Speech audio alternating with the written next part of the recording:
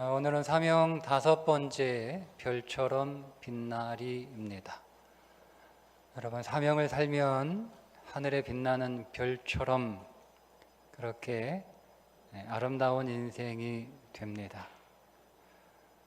야곱의 로스 광야에서 자신을 찾아온 하나님으로부터 사명을 받게 되는데, 그 사명이 다름 아닌 하나님의 집을 짓는 사명이었습니다.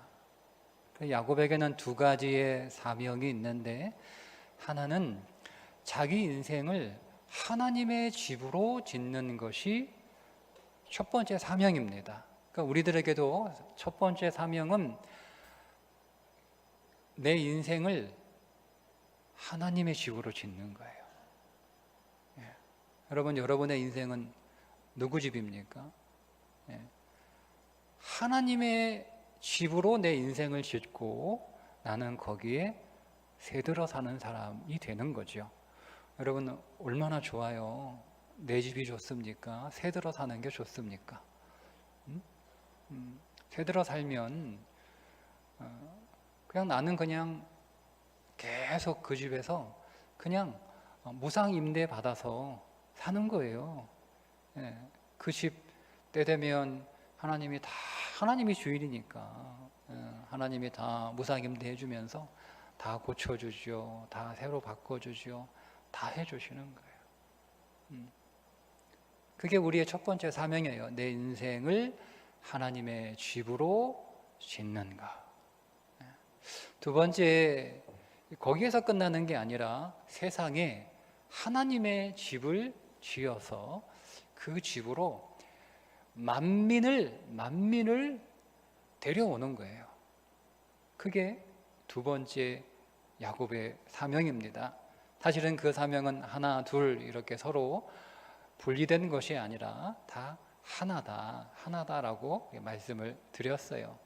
그런데 이 야곱에게 주어진 베델, 하나님의 집을 짓는 이 사명을 누구를 통해서 이루시냐면, 야곱을 통해서 이루시는 것이 아니라 야곱의 12아들을 통해서 그 사명을 이루신다는 것이 하나님의 계획입니다.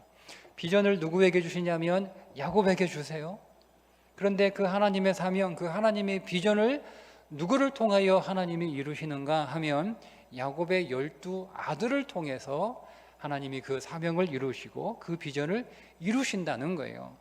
그래서 하나님께서 그 야곱의 12아들을 어떻게 만들어 가시냐면, 그 아들을 알곡으로 만들어 가시고 그 알곡이 된 12아들을 하나로 묶는 곡식단이 되게 하시고, 그래서 그들을 하늘에 빛나는 해, 달, 별로 만들어 내셔서 그들로 하여금 하나님의 집을 짓는, 하나님의 집으로 만민을 인도하는 그 사명을 살게 하신다는 거죠. 그게 요셉이 꾼 꿈입니다.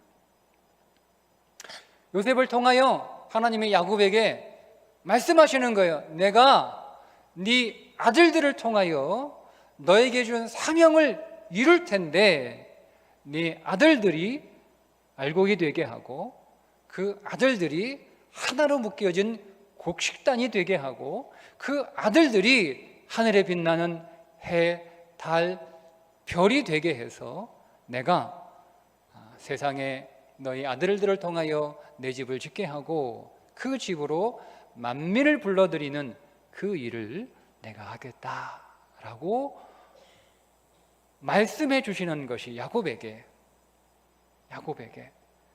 그게 요셉이 꾼 꿈이었습니다. 첫 번째, 알곡이 되게 하십니다. 하나님은 사명을 사는 사람을 알곡이 되게 하세요. 알곡. 12아들들은 현재 알곡이라고 할 수는 없어요. 그들은 아직 많이 부족하고 아직 많이 연약하고 또 아직 많이 미숙합니다. 현재 야곱의 12아들은 알곡이기보다는 쭉정이에 가깝습니다. 아니, 쭉정이입니다. 그런데 그 쭉정이들을 하나님이 알곡으로 만들어 내시겠다는 거예요. 사명을 살게 될 때 누가복음 3장 17절에 손에 키를 들고 자기의 타작마당을 정하게 하사 알곡은 모아 곳간에 들이고 쭉정이는 꺼지지 않는 불에 태우시리라. 그러니까 곳간에는 누구만 들어가는 거예요? 알곡만 들어갑니다. 쭉정이는 곳간에 들어갈 수 없습니다. 하나님의 집에 누가 들어가는 거예요? 알곡이 들어가요. 하나님의 집에 들어가려면 알곡이 돼야 되는 거예요. 쭉정이가 되어서는 하나님의 집에 못 들어가요. 그런데 알곡이 어떻게 되냐면 내가 스스로 알곡이 되는 것이 아니라 하나님이 알곡으로 만들어 내시는 거죠. 어떻게요? 오순절 성령의 임재를 통해서.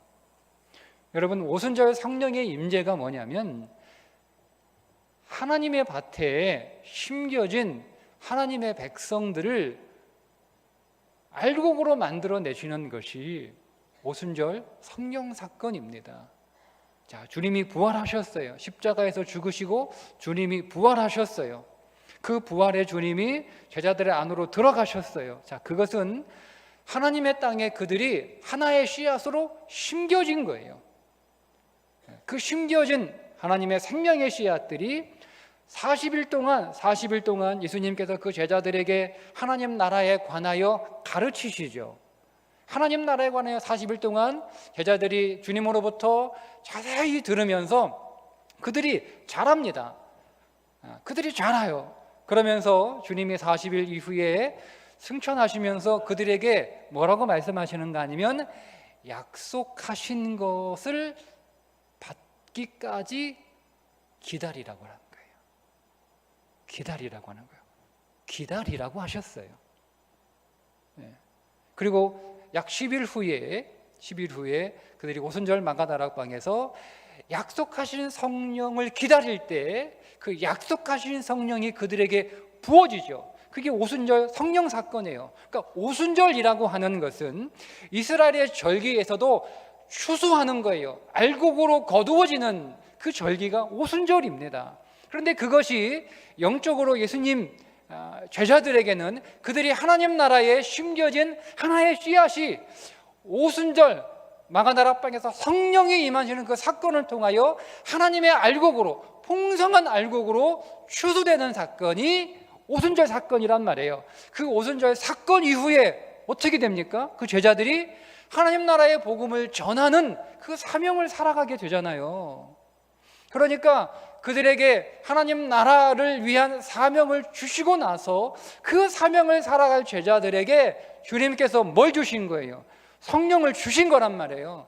그 성령을 주시고 그 성령을 받은 제자들이 알곡이 돼서 이제 비로소 하나님 나라의 집을 짓고 세상에 그 집을 짓고 그 집으로 하나님 나라의 그 백성들을 다 불러모으는 그 사명을 여러분 하게 되잖아요.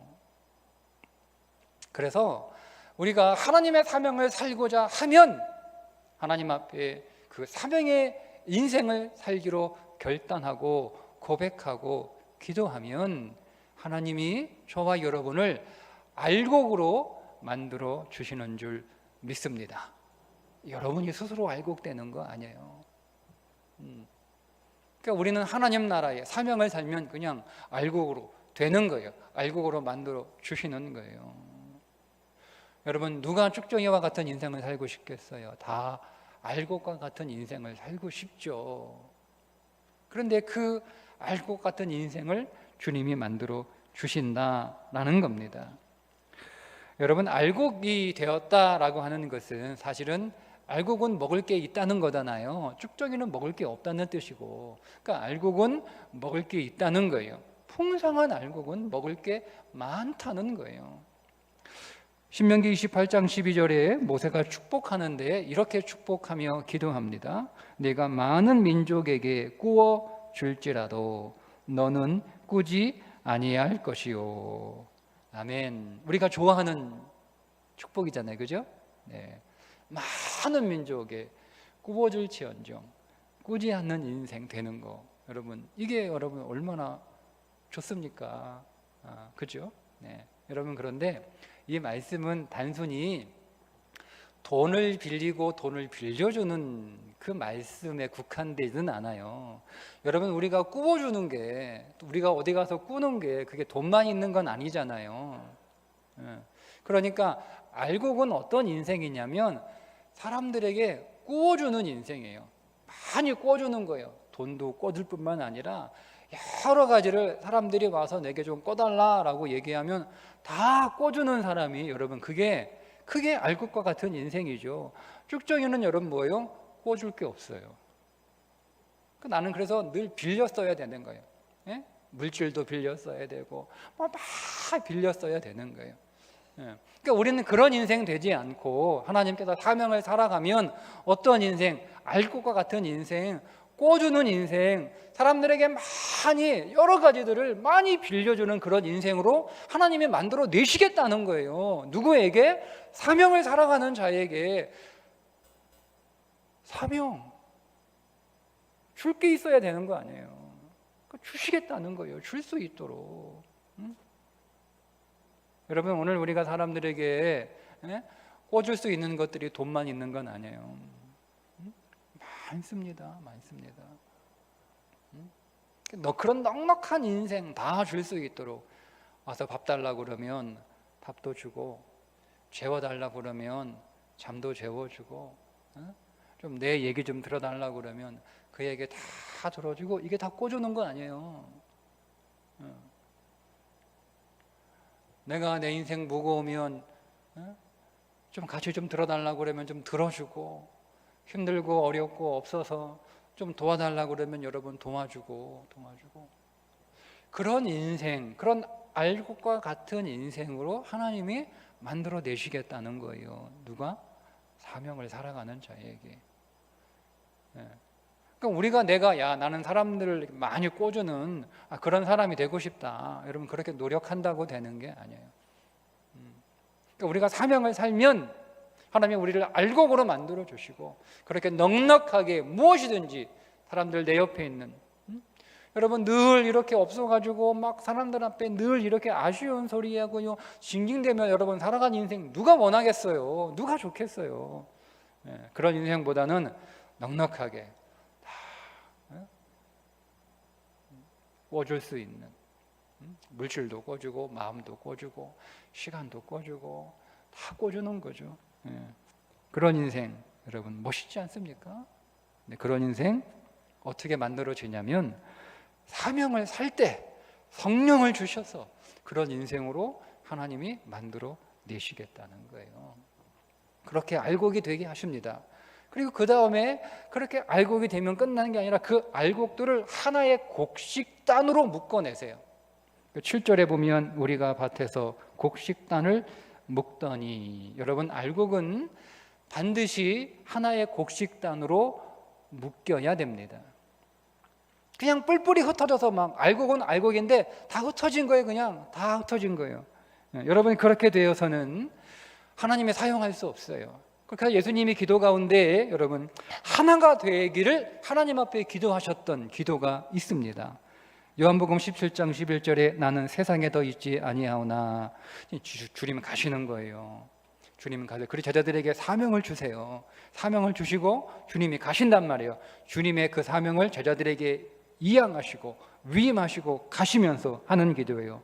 그들은 세상에 있사옵고 나는 아버지께로 가옵나니, 거룩하신 아버지여, 내게 주신 아버지의 이름으로 그들을 보전하사 우리와 같이 그들도 하나가 되게 하옵소서.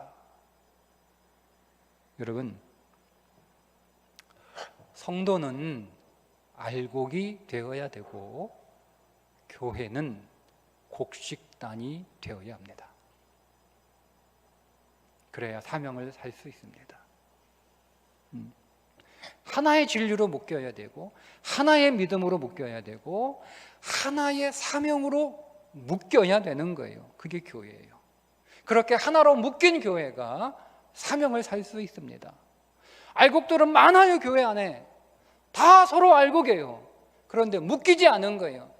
서로 다른 믿음을 가지고 있고, 서로 다른 진리 안에 살고, 서로 다른 사명을 살면 하나님이 사용할 수 없어요. 그래서 우리는 알곡이 될 뿐만 아니라 우리는 제일교회 한 곡식단으로 주님 앞에서 묶여져야 되는 겁니다. 여러분, 야곱의 아들들이요, 아직 알곡이 되지도 않았지만 그들은 뿐만 아니라 뿔뿔이 흩어졌어요. 그러니까 막 서로 시기하고 막 미워하고 경쟁하잖아요. 여러분, 얼마나 제각각이었으면 요셉을 죽이려고까지 하겠어요. 얼마나 미워하고 얼마나 경쟁하고 그랬으면. 그러니까 이들이 알곡이 될 뿐만 아니라 그들은 이제 하나의 곡식단으로 묶여져야 합니다. 묶여져야 합니다. 그래서 요셉이 애굽으로 식량을 구하러 온 그 형들을 여러 가지 몇 번의 곤란한 상황에 처하게 하면서 그들을 하나로 점점 묶어냅니다. 이제 그들이 애굽에 와서 하나님의 집을 짓는 사명을 살아가야 되는데 그들이 알곡만 되기만 하고 그냥 서로 뿔뿔이 막 제각각 그렇게 살면 그 애굽에 하나님의 집을 지을 수 없어요. 하나님의 집은 하나의 집이어야 되는 거잖아요. 그냥 서로 자기가 뭐 이 집 짓고 저 집 짓고 그러면 그게 하나님의 집일 수 없는 거예요. 그러니까 성령이 오늘 우리를 알곡으로 만들어내실 뿐만 아니라 성령이 하나 되게 하신 것을 힘써 지키라고 하는 말씀처럼 우리를 하나 되게 하신단 말이에요. 그래서 그 형제들이 여러 가지 곤란한 고난을 겪으면서 어떻게 돼요? 형제들이 점점 하나가 됩니다. 서로 시기하고 서로 미워하고 서로 경쟁하던 이 형제들이요, 서로 이제 양보하고 희생하고 하나가 되어 가게 되죠. 그러니까 인생의 고난은 우리를 하나 되게 하는 거예요. 여러분의 가정이 하나가 되기를 원하지 않습니까? 여러분, 부부가 하나가 되기를 원하죠? 여러분, 우리 교회가 하나가 되기를 원하죠? 부부가 하나가 되고 가정이 하나가 되고 교회가 하나가 되고 사명을 살 때 그렇게 되는 거예요. 여러분, 부부, 가정, 교회 공통점이 있어요. 다 사랑으로 맺어진 겁니다. 부부가 사랑으로 맺어지죠, 그죠? 가정 사랑으로 맺어지죠. 교회 우리 사랑으로 맺어진 거잖아요. 그런데 여러분, 사랑으로 맺어졌는데 왜 하나가 안 돼요? 아니, 부부가 서로 사랑해서 결혼했는데 하나가 안 돼요. 아니, 가정은 다 사랑으로 맺어진 거 아니에요? 그런데 가정의 식구들이 하나가 안 되는 거예요. 우리는 다 그리스도의 사랑으로 한 공동체가 된 거 아니에요? 그렇게 모였는데 하나가 되지 않아요. 왜 그렇죠? 사랑이 부족해서? 사랑이 약해서? 물론 그럴 수도 있죠. 여러분, 그런데 사랑은요, 함께하게 하는 거예요. 그죠? 사랑은 두 남녀가 사랑으로 함께하게 되죠. 사랑은 가족들을 한 집에 살게 합니다. 함께하게 합니다. 사랑은 우리 한 교회 안에서 각기 다른 사람들이 함께하게 하는 거죠. 그런데 함께하지만 하나가 안 될 수도 있어요. 함께한다고 하나가 되는 거 아니에요. 사랑은 함께하게 하지만 하나 되게 하는 것은 사명입니다. 여러분, 그러니까 우리가 하나 되지 못하는 거는요, 사랑이 약하고 사랑이 부족해서이기도 하지만, 그러나 우리가 서로 마음은 사실 다 사랑하거든요. 표현이 조금 잘못되고 좀 전달이 좀 미숙해서 그러긴 하지만 본질적으로는 우리가 하나 되지 못하는 건 뭐냐면, 사랑해도요, 사명이 다르면 하나가 될 수 없습니다. 아니, 부부가 서로 사랑해요. 그런데 부부가 서로 뜻이 달라요. 그럼 하나가 될 수 없죠. 목적이 다른데 어떻게 하나가 됩니까? 사랑하지만 다를 수 있어요. 여러분, 그러니까 사랑하지만 한 집에 살지만, 요즘 여러분 그런 젊은 사람들 꽤 있잖아요. 사랑하지만 함께 살지만 부부지만 서로 인생의 목적이 달라요. 그죠? 그렇게 살아가는 가정들이 있잖아요. 앞으로 더 많아질 거란 말이에요. 그러니까 우리를 진실로 하나 되게 하는 건 사명이에요. 사명. 부부가 서로 하나 되게 하는 건 사명이에요. 부부가 같은 사명을 가지고 살아갈 때 그 부부가 하나가 됩니다. 가정이 같은 사명을 살아갈 때 여러분 그 가정이 하나가 되는 것이고, 교회가 같은 사명 아래 모일 때 그 교회가 하나가 되는 거예요. 하나가 되는 거예요. 세 번째, 해달별이 되게 하십니다. 해달별. 9절에 보니까 요셉이 다시 꿈을 꾸고 그의 형들에게 말하여 이르되 내가 또 꿈을 꾼즉 해와 달과 11별이 내게 절하더이다. 여러분, 우리가 이제 세상에 하나님의 집을 짓고 그 집으로 만민을 인도하려면 우리는요 빛이 되어야 합니다. 그들을 하나님의 집으로 인도하는 빛이 되어야 합니다. 사도 바울도 빌립보서 2장 15절에 어그러지고 거스르는 세대 가운데 하나님의 흠없는 자녀로 세상에서 그들 가운데 빛들로 나타내라 이렇게 쓰고 있어요. 그런데 내가 스스로 빛이 되는 것이 아니라 하나님께서 사명을 사랑하는 자들에게 그들을 인도해야 되니까 하나님이 그들을 빛이 되게 하신다는 거예요.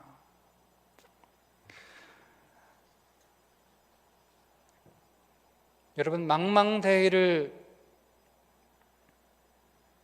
항해하는 사람들에게 대낮처럼 밝은 그런 조명이 없어도 하늘의 별은 그들의 항해를 인도하는 나침판입니다. 바다가 대낮처럼 환하지 않아도 하늘에 별이 보이면 그 별을 길잡이로 그 망망대해를 찾아갈 수가 있어요. 길을 잃어버리지 않고.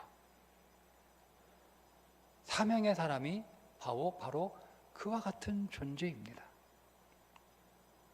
어두운 밤바다에서 풍랑을 만난 뱃사람들이 무서운 건 파도가 아니라 별들이 보이지 않는 것이고 등대의 불빛이 보이지 않는 거예요.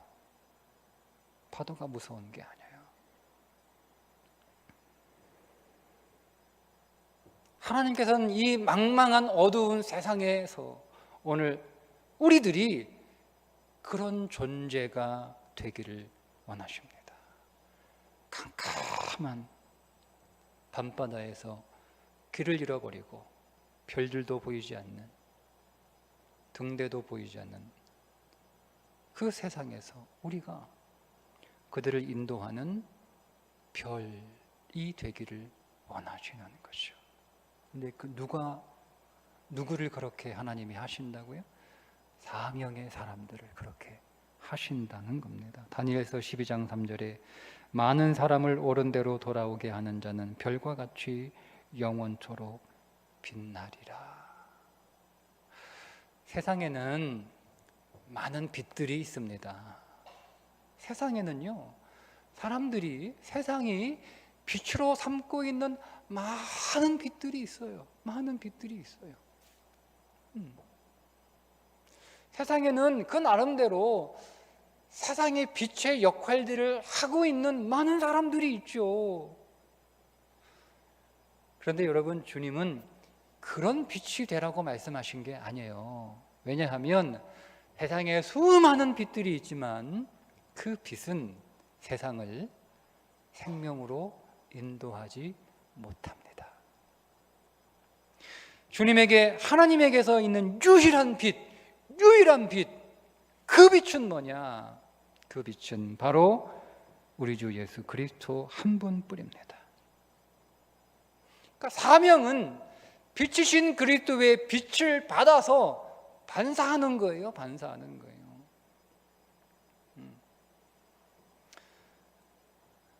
내가 스스로 열심히 살아서 지식으로, 기술로, 문명으로, 돈으로 사람들을 인도할 수 있다라고 하는 사람들이 얼마나 많아요. 그 빛이 아무리 밝아도 그러나 그 빛들은 세상을 하나님께로, 생명으로, 구원으로 인도하지 못합니다.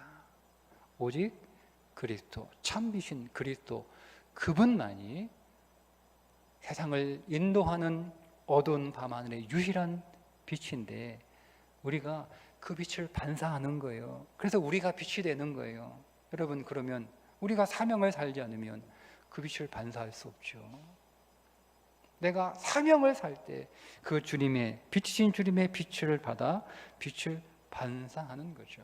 여러분, 그러니까 단순히 높아지려고만 하는, 높이 솟아오르기만 하려는 그런 여러분 인생보다는, 여러분이 아무리 태산 같은 인생이라 하더라도, 태산 같은 사람이라고 하더라도 사람들을 인도하지 못하면 무슨 의미가 있어요? 아무리 여러분 태산같이 높은 인생이라 하더라도 그 태산이 사람들의 앞길을 가로막고 있으면 무슨 의미가 있어요? 높지 않아도 좋아요. 낮아도 괜찮습니다. 빛이 되십시오. 어두운 인생의 밤바다에 길을 잃어버린 사람들에게 방향을 알려주는 빛이 되십시오. 그렇게 사명은 여러분들을 하늘의 별처럼 빛나게 하실 것입니다. 기도하겠습니다.